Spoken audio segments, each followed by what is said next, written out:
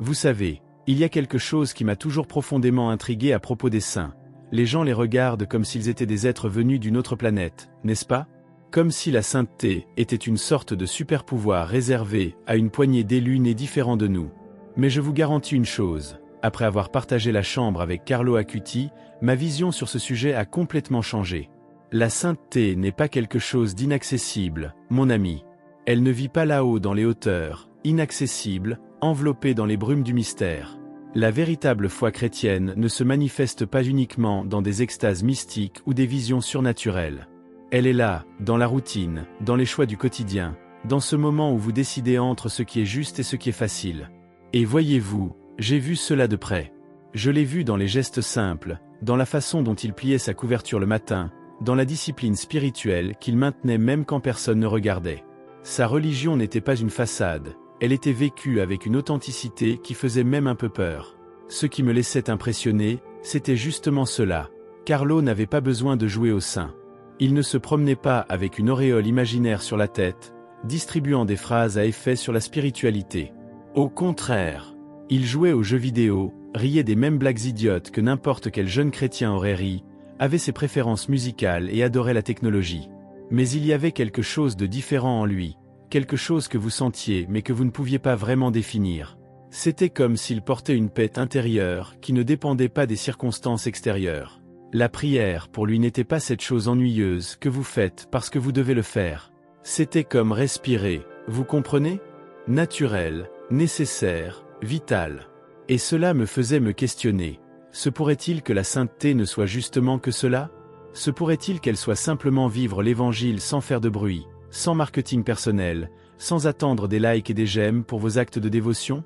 Parce que, voyez-vous, beaucoup de gens vont à l'église, font des témoignages de foi émouvants, participent au culte avec ferveur, mais le lundi, c'est une personne complètement différente.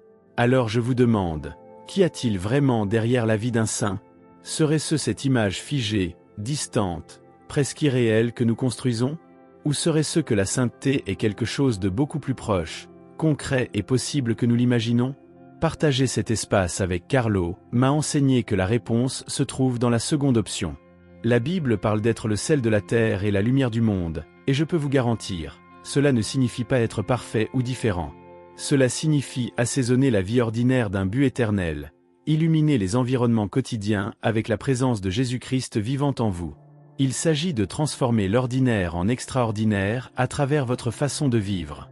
Et cela, mon cher ami, c'est révolutionnaire. Parce que si Carlo y est parvenu, vivant au XXIe siècle, au milieu de la technologie, des réseaux sociaux, des jeux vidéo et de toutes les distractions du monde moderne, imaginez ce qui est possible pour vous et pour moi. La sainteté n'est pas là-bas au loin, inatteignable.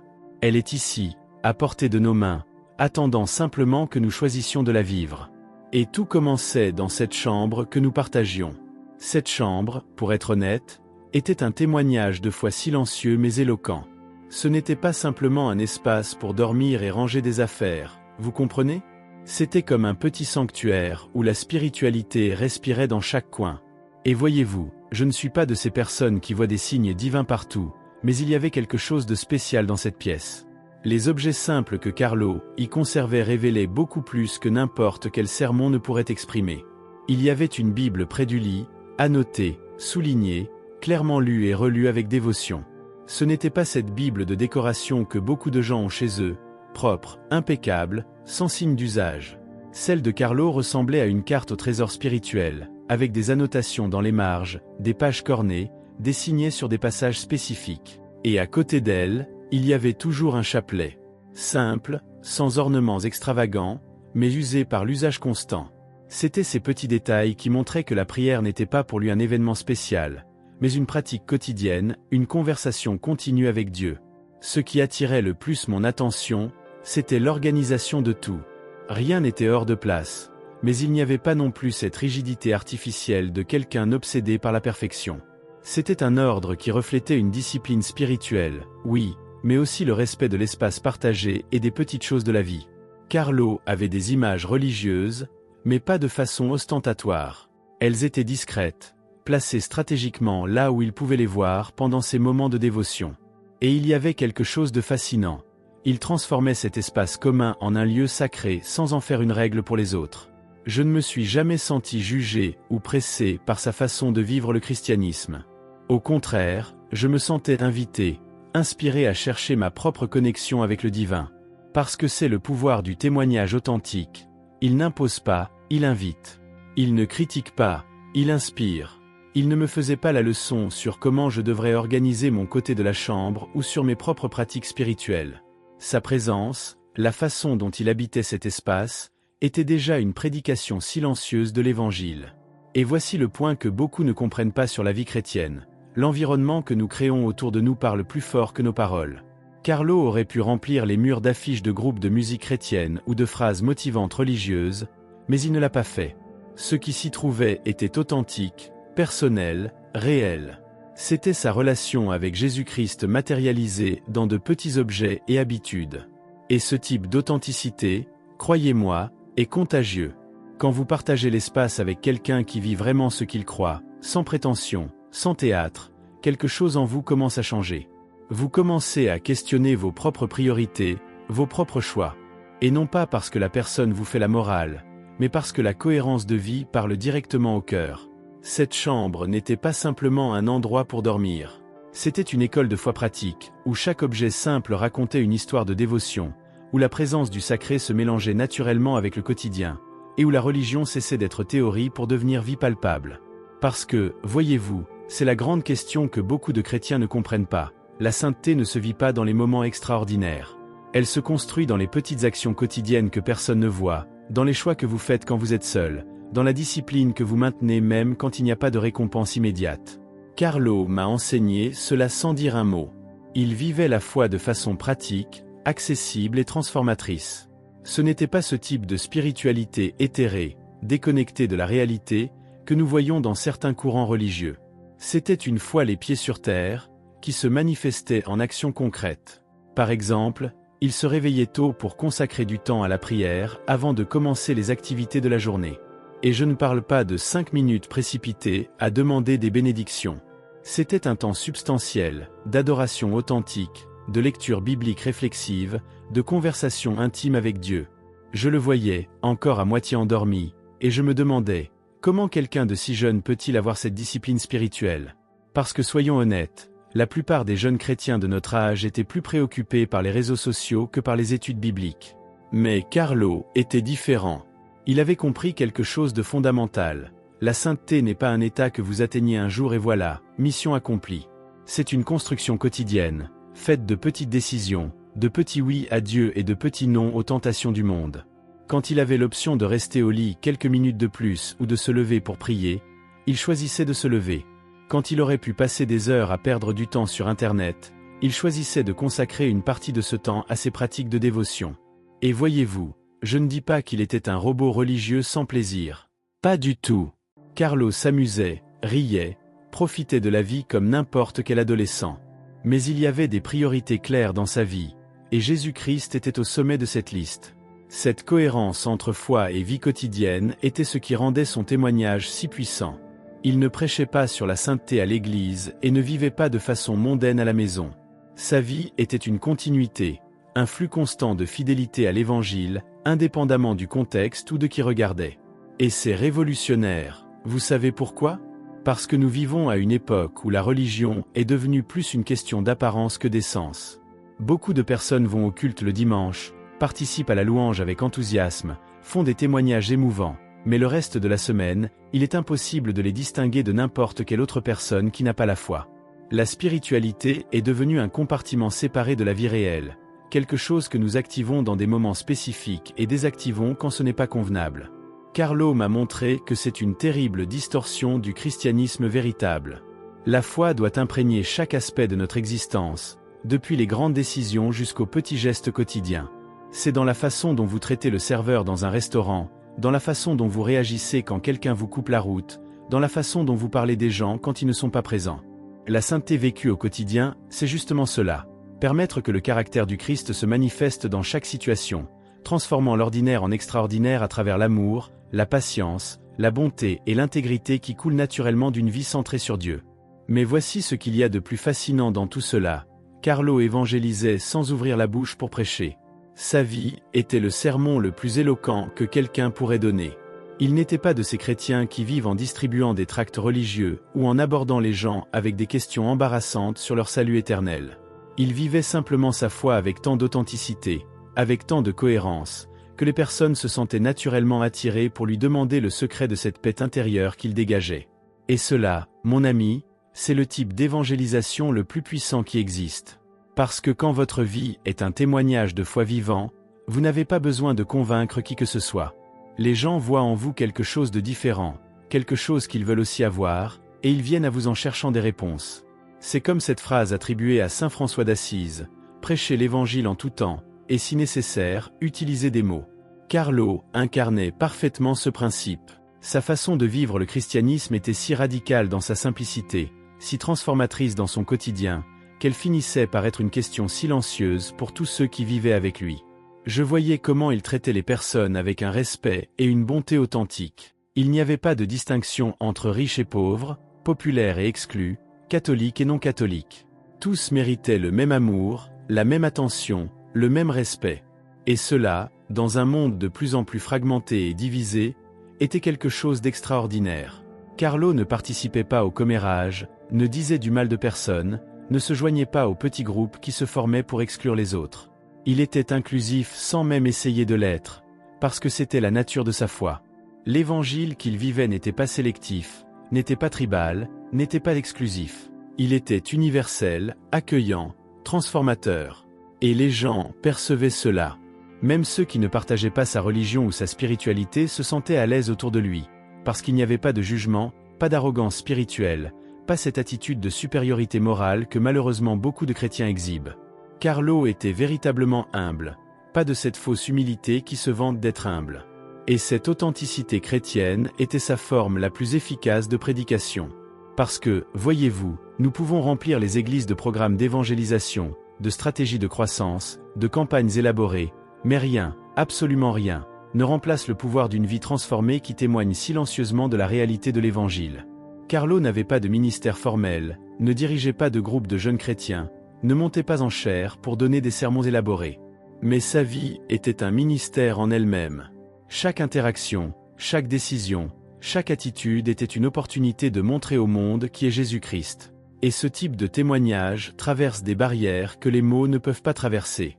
Parce que les gens peuvent être en désaccord avec vos arguments théologiques, peuvent rejeter vos invitations à aller à l'église, peuvent ignorer vos citations bibliques. Mais il est très difficile de rejeter le pouvoir transformateur d'une vie qui rayonne d'amour, de paix et de but authentique.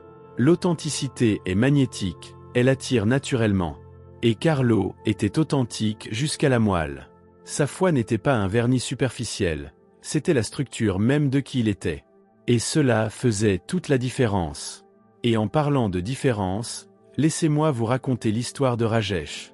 Rajesh était un camarade de classe, d'origine hindoue, avec une formation religieuse complètement différente de la nôtre. Il était ce type de personne brillante, questionneuse, qui n'acceptait pas de réponses faciles à des questions complexes.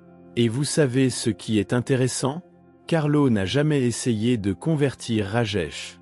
Il n'y a jamais eu cette pression inconfortable, ces conversations forcées sur la religion, ces tentatives de prouver que le christianisme était supérieur à l'hindouisme. Carlo était simplement ami avec Rajesh, un ami authentique qui le respectait, le valorisait et s'intéressait sincèrement à lui en tant que personne. Et c'est justement cette amitié authentique, dépourvue d'agenda caché, qui a commencé à ouvrir le cœur de Rajesh à quelque chose de nouveau. Parce que Rajesh voyait en Carlo quelque chose qu'il n'avait jamais vu chez aucune personne religieuse.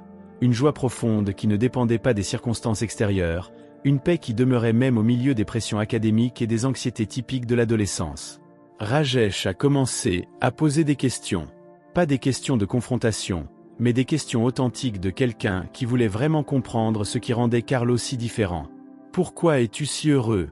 a-t-il demandé un jour. « D'où vient cette paix que tu as ?» Et Carlo, avec cette simplicité qui le caractérisait, partageait sur sa foi, sur sa relation personnelle avec Jésus-Christ, sur comment la prière et la Bible étaient des sources quotidiennes de force et de direction pour sa vie. Mais jamais de façon imposante, jamais comme s'il vendait quelque chose. C'était simplement un ami partageant avec un autre ami ce qui était le plus important dans sa vie. Et Rajesh, fasciné par cette cohérence entre croyance et vie, a commencé à enquêter par lui-même. Il a commencé à lire sur le christianisme, à assister à quelques études bibliques, à poser de plus en plus de questions. Et tout parce qu'il a vu en Carlo un témoignage de foi vivant, joyeux, cohérent. Ce n'était pas un sermon qui a touché le cœur de Rajesh.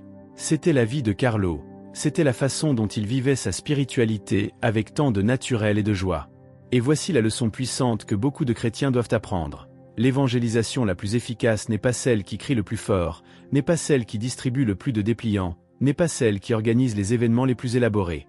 C'est celle qui vit avec tant de cohérence l'évangile que les gens veulent naturellement en savoir plus sur la source de cette transformation. Rajesh s'est finalement converti au christianisme, non pas parce que Carlo l'a pressé, mais parce qu'il a vu dans la vie de mon colocataire une preuve indéniable du pouvoir transformateur de la foi en Jésus-Christ. Et cela, mon ami, ce sont des témoignages de foi dans leur forme la plus pure. Il ne s'agit pas de statistiques, il ne s'agit pas de chiffres, il s'agit de vies véritablement transformées par la rencontre avec le Christ, médiatisées par le témoignage silencieux mais puissant de quelqu'un qui vit sa religion avec authenticité. La conversion de Rajesh n'était qu'une des nombreuses façons dont la vie de Carlo a impacté les personnes autour de lui. Et tout parce qu'il avait compris qu'évangéliser ne concerne pas ce que vous dites, mais comment vous vivez.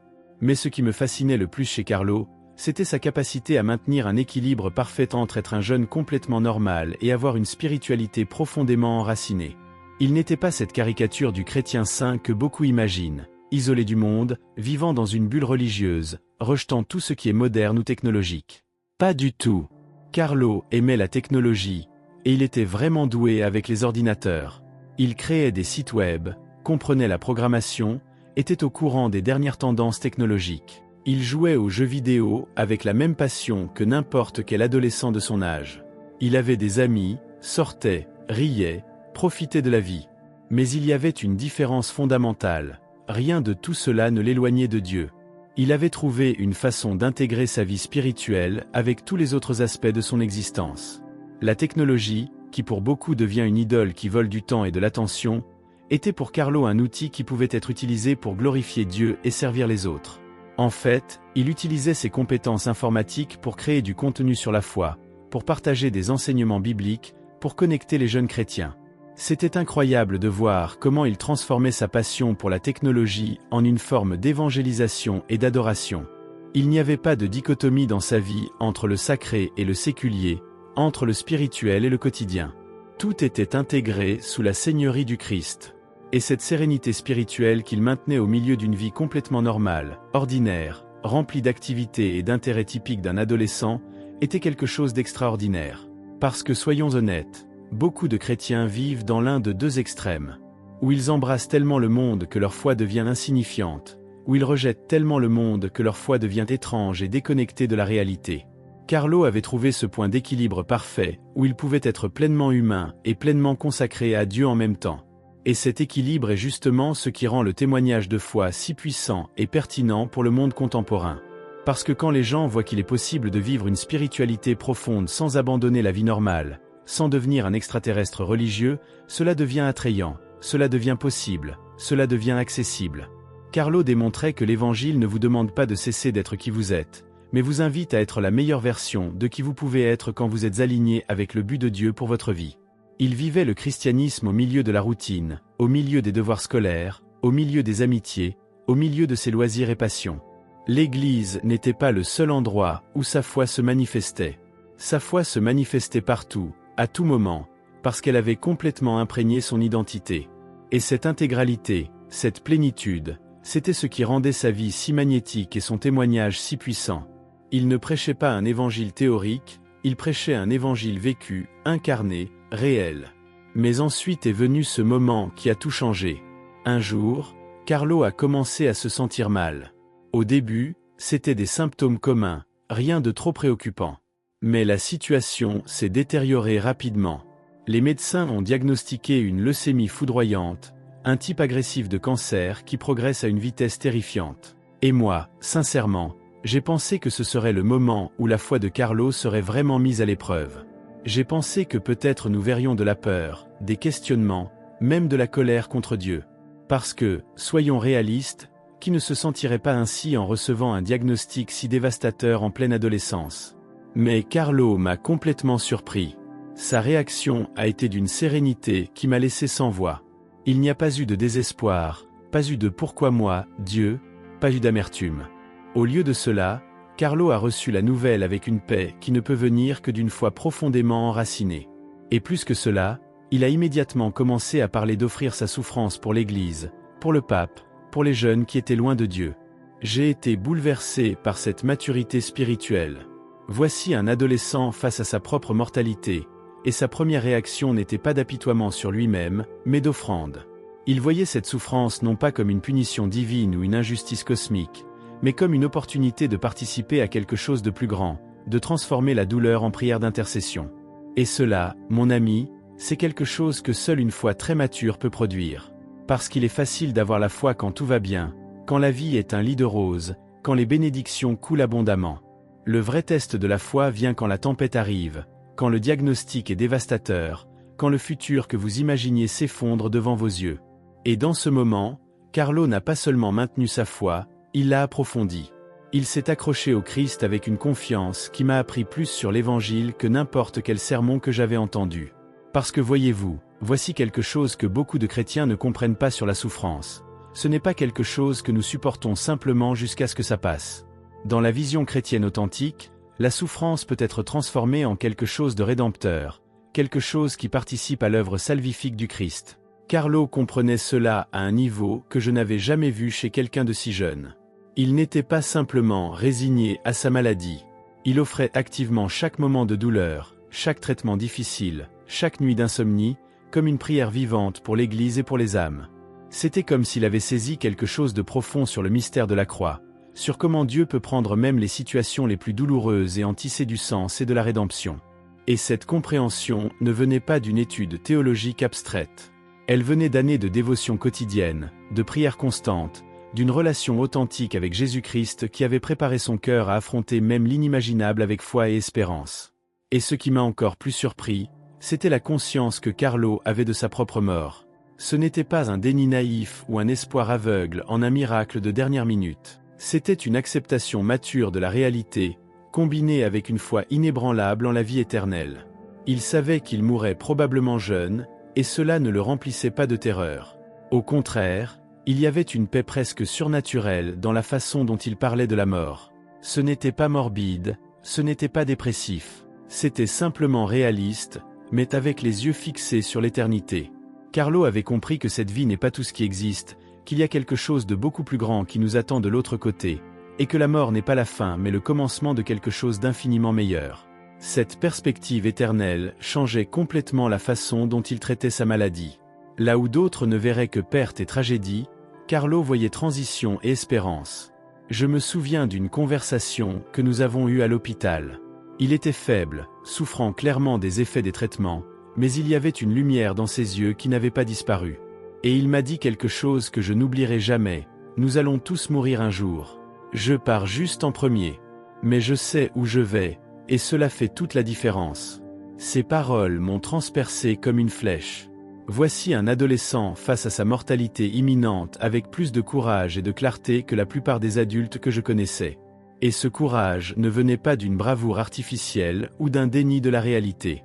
Il venait d'une confiance radicale dans le Christ, d'une foi qui avait été cultivée jour après jour, prière après prière, décision après décision tout au long de sa vie. Carlo n'avait pas peur de mourir parce qu'il savait en qui il avait cru. La Bible dit que l'amour parfait bannit la crainte. Et j'ai vu cela incarné dans la vie de mon ami. Cette maturité spirituelle face à la mort n'est pas quelque chose de commun. C'est rare, surtout chez quelqu'un de si jeune. Mais Carlo avait vécu avec tant d'intensité sa relation avec Dieu que la mort n'était pas un ennemi inconnu. C'était simplement le dernier pas vers la rencontre définitive avec celui qu'il avait aimé toute sa vie. Il n'y avait pas de compte en suspens avec Dieu, pas d'affaires non résolues dans sa vie spirituelle. Il avait vécu avec une telle intégrité, avec une telle cohérence, qu'il pouvait affronter l'éternité avec la conscience tranquille et le cœur en paix. Et cela, croyez-moi, c'est un cadeau rare. Parce que beaucoup de personnes arrivent à la fin de leur vie pleines de regrets, pleines de si seulement j'avais, pleines d'opportunités manquées de vivre selon leurs valeurs les plus profondes. Carlo n'avait rien de tout cela. Il avait pleinement vécu, il avait profondément aimé, il avait généreusement servi. Et maintenant, face à son départ, Il pouvait le faire avec la sérénité de quelqu'un qui sait qu'il a bien vécu et qu'il va vers un endroit meilleur. Mais même au milieu de sa maladie, le témoignage de Carlo continuait à impacter les personnes. À l'hôpital, il n'est pas devenu quelqu'un centré uniquement sur sa propre souffrance. Au contraire, il prêtait attention aux autres patients, aux infirmières, aux médecins. Il s'enquérait de leur vie, s'intéressait véritablement à leurs histoires, offrait des paroles d'encouragement. Il y avait une infirmière qui, des années plus tard, a raconté que Carlo avait été l'un des patients les plus mémorables qu'elle avait soignés, non pas pour la gravité de son état, mais pour la façon dont il rayonnait de paix et d'amour même au milieu de la douleur. Il transformait l'environnement de l'hôpital par sa présence. Les autres patients demandaient à lui rendre visite parce qu'il sortait de sa chambre en se sentant mieux, plus plein d'espoir, plus en paix. Comment quelqu'un qui est en train de mourir peut-il donner de l'espoir aux autres ? Seulement si cette personne a une source d'espérance qui transcende les circonstances immédiates. Carlo vivait sa douleur comme une occasion d'amour et d'adoration. Chaque moment difficile était une opportunité d'aimer davantage, de faire plus confiance, d'adorer davantage. Ce n'était pas du masochisme spirituel, c'était une compréhension profonde que Dieu est présent même dans la souffrance, et que cette souffrance, quand elle est offerte avec amour, peut avoir une valeur rédemptrice. Il continuait à prier, continuait à lire des passages de la Bible qui lui apportaient du réconfort, continuait à participer à la spiritualité chrétienne même quand son corps défaillait. Sa foi ne dépendait pas du fait de se sentir bien ou d'avoir une santé parfaite. Sa foi était une ancre qui demeurait ferme indépendamment des circonstances extérieures. Et cela impactait profondément tous ceux qui lui rendaient visite. Parce que les gens s'attendaient à trouver un adolescent déprimé, désespéré, peut-être en colère contre Dieu. Et ils trouvaient quelqu'un rempli de paix, rempli de gratitude, rempli d'amour. Et gratitude, oui, c'est le mot. Carlo était profondément reconnaissant. Reconnaissant pour la vie qu'il avait eue, pour la famille qu'il aimait, pour les amis qui le soutenaient, pour la foi qui le soutenait. Il n'y avait pas d'amertume pour ce qu'il perdait, seulement de la gratitude pour ce qu'il avait reçu. Il comprenait que chaque jour est un cadeau, pas un droit. Et cette perspective de gratitude transformait même la souffrance. Au lieu de demander « Pourquoi cela m'arrive-t-il ?», il demandait « Comment puis-je utiliser cela pour la gloire de Dieu ?» Et cette inversion de perspective, ce changement de focus, c'est ce qui fait la différence entre une souffrance qui détruit et une souffrance qui transforme. Carlo a consciemment choisi la seconde option. Il a permis que sa douleur soit façonnée par sa foi, il n'a pas permis que sa douleur façonne sa foi. Et cela a été une leçon puissante pour nous tous qui témoignons de son parcours. La sérénité de Carlo, sa joie intérieure même au milieu de la tempête, n'était pas feinte. Elle était authentique, profondément enracinée dans ses pratiques spirituelles concrètes. Il continuait à faire de la prière, même quand il était faible. Il continuait à offrir sa louange à Dieu, même quand son corps criait de douleur. Il continuait à exprimer sa gratitude, même quand humainement parlant, il y avait tant de raisons de se plaindre. Et ces pratiques n'étaient pas seulement des rituels vides. C'étaient des connexions réelles avec la source de sa force. Chaque prière était comme boire à un puits profond de paix divine. Chaque moment d'adoration était comme respirer de l'air frais au milieu d'un environnement oppressant. Chaque expression de gratitude était comme allumer une lumière au milieu de l'obscurité. Et Carlo savait qu'il avait besoin de ces pratiques non pas comme des obligations religieuses, mais comme des lignes de vie qui le maintenaient connecté à Dieu au milieu de l'épreuve la plus difficile de sa vie. Et voici quelque chose que beaucoup de chrétiens doivent apprendre. La foi qui génère la paix au milieu de la douleur n'est pas automatique. Elle est cultivée au fil du temps, dans les jours ordinaires, dans les petites décisions quotidiennes de chercher Dieu, de lire la Bible, de prier, d'adorer. Carlo pouvait maintenir sa paix pendant la maladie parce qu'il avait construit une fondation spirituelle solide pendant les années de santé. Quand la tempête est arrivée, sa maison spirituelle ne s'est pas effondrée parce qu'elle était construite sur le roc ferme d'une relation authentique avec le Christ. C'est l'importance de la discipline spirituelle, du temps de dévotion quotidien, des pratiques constantes de foi. Ce ne sont pas seulement des exercices religieux que nous faisons parce que nous sommes de bons chrétiens. Ce sont des entraînements qui préparent notre cœur à affronter les inévitables difficultés de la vie avec foi et espérance. Carlo était spirituellement préparé pour sa bataille contre la leucémie bien avant de recevoir le diagnostic. Et cette préparation a fait toute la différence. Parce que voyez-vous, quand vous arrivez à une crise spirituelle sans préparation, quand vous affrontez une souffrance profonde sans avoir une base de foi solide, le résultat peut être dévastateur. Beaucoup de personnes perdent leur foi dans de tels moments, ou deviennent amères, ou développent une vision déformée de Dieu. Mais quand vous arrivez à une crise avec une base spirituelle forte, construite au fil des années de fidélité, vous pouvez affronter la tempête sans perdre votre ancre. Carlo savait qui était Dieu non seulement théoriquement, mais expérientiellement. Il avait marché avec Dieu dans les bons jours, alors il savait qu'il pouvait faire confiance à Dieu dans les mauvais jours. Il avait vu la fidélité divine dans les petites choses, alors il pouvait faire confiance à cette fidélité dans les grandes choses. Et cette confiance n'était pas aveugle. Elle était informée par des années de relations, des années de témoignages, des années de voir Dieu agir dans sa vie. La paix de Carlo, au milieu de la souffrance, était le fruit mûr d'une vie de dévotion constante. Mais l'histoire ne s'est pas terminée avec la mort de Carlo. En fait, à bien des égards, elle ne faisait que commencer. Après son départ, des témoignages de personnes qui avaient été impactées par sa vie ont commencé à surgir. Mais plus que cela, des récits de miracles ont commencé à apparaître, de guérisons inexplicables attribuées à son intercession. Des personnes qui priaient en demandant l'intercession de Carlo, et qui expérimentaient des guérisons que les médecins ne pouvaient pas expliquer. Des conversions profondes de personnes qui avaient été loin de Dieu et qui, après avoir connu l'histoire de Carlo, ont décidé de revenir à la foi. C'était comme si sa mission sur Terre ne s'était pas terminée avec sa mort physique. D'une façon mystérieuse, il continuait à impacter des vies, continuait à amener des personnes au Christ, continuait à être un instrument de Dieu pour toucher les cœurs. Et cela n'est pas seulement beau, c'est théologiquement significatif. Cela montre que la communion des saints, cette doctrine parfois mal comprise, est quelque chose de réel et de puissant. Les témoignages de foi qui ont surgi après la mort de Carlo étaient impressionnants. Des parents qui avaient perdu l'espoir dans la guérison de leurs enfants malades, qui ont prié en demandant son intercession et ont vu des améliorations inexplicables.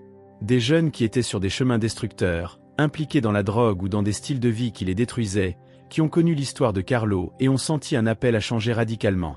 Des personnes qui étaient au bord du suicide, plongées dans une dépression profonde, qui ont trouvé dans le témoignage de vie de Carlo une raison de continuer, une espérance renouvelée. C'était extraordinaire de voir comment une vie vécue avec tant d'intégrité, bien que brève en années, pouvait avoir un impact si large et durable. Carlo avait compris quelque chose de fondamental. Ce n'est pas la durée de votre vie qui importe, c'est la profondeur avec laquelle vous la vivez. Il a vécu intensément ces quelques années, et cela s'est multiplié en fruits spirituels qui continuent jusqu'à aujourd'hui. Et les miracles n'étaient pas seulement physiques, il y avait des miracles de transformation intérieure, de familles restaurées, de relations guéries. Des personnes qui avaient été en conflit avec leurs parents pendant des années, qui après avoir prié en demandant l'intercession de Carlo, ont senti leur cœur s'attendrir pour chercher la réconciliation. Des mariages au bord du divorce qui ont trouvé une nouvelle espérance et une nouvelle connexion. Des toxicomanes qui ont trouvé la liberté après des années d'esclavage. C'était comme si Carlo, depuis le ciel, continuait son ministère de témoignage de foi silencieux mais puissant. Et l'Église a commencé à en prendre note. Le processus de béatification a commencé, ce chemin formel par lequel l'Église catholique reconnaît la sainteté d'une personne. Et chaque étape de ce processus révélait de plus en plus la profondeur de la vie spirituelle de Carlo, l'authenticité de sa foi, l'impact durable de son témoignage. Son héritage ne faisait que commencer. Mais peut-être l'un des moments les plus marquants de toute cette histoire a été l'exhumation du corps de Carlo. Des années après sa mort, quand son corps a été exhumé dans le cadre du processus de béatification, les présents ont été stupéfaits par ce qu'ils ont trouvé. Son corps était préservé d'une façon que la science ne pouvait pas complètement expliquer. Ce n'était pas une momification artificielle ou un embaumement sophistiqué. C'était quelque chose de différent, quelque chose que beaucoup ont interprété comme un signe spirituel. Maintenant, je sais qu'il y a du scepticisme sur ces choses, et c'est bien d'avoir des questions. Mais ce qui ne peut être nié, c'est l'impact de dévotion que cela a eu. Des milliers de personnes qui ont vu le corps préservé de Carlo ont senti leur foi renforcée, ont senti un éveil spirituel, ont senti un appel à vivre avec plus d'intégrité leur propre christianisme. C'était comme si même physiquement, Carlo continuait à témoigner de la réalité de la vie éternelle, du pouvoir de Dieu de préserver ce qui lui est consacré. Le phénomène des corps incorruptibles de saints a une longue histoire dans le christianisme, et il génère toujours du débat. Mais indépendamment de la façon dont on interprète le phénomène scientifiquement, l'impact spirituel est indéniable. Pour beaucoup de fidèles, voir le corps de Carlo préservé était comme recevoir une confirmation tangible que sa vie avait été vraiment exceptionnelle, véritablement sainte. C'était un encouragement à la foi, un rappel que Dieu peut faire des choses extraordinaires, un appel à chercher la sainteté dans sa propre vie. Et c'est, en dernier ressort, le but des saints dans la tradition chrétienne. Non pas être admirés de loin comme des figures inaccessibles, mais servir de modèle et d'intercesseur qui nous appellent à suivre le même chemin de fidélité au Christ. La préservation du corps de Carlo est devenue un point de pèlerinage, un lieu où des personnes du monde entier venaient pour prier, pour réfléchir, pour renouveler leur engagement envers la foi. Et l'impact continuait à croître. Des jeunes chrétiens du monde entier ont commencé à voir en Carlo un modèle de comment vivre la foi au XXIe siècle. Il n'était pas un saint médiéval, distant de notre réalité.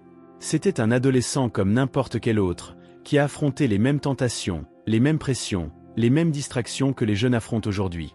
Mais il a choisi un chemin différent. Il a choisi de placer Jésus-Christ au centre de sa vie, non pas comme un compartiment séparé, mais comme la réalité intégratrice qui donnait du sens à tout le reste.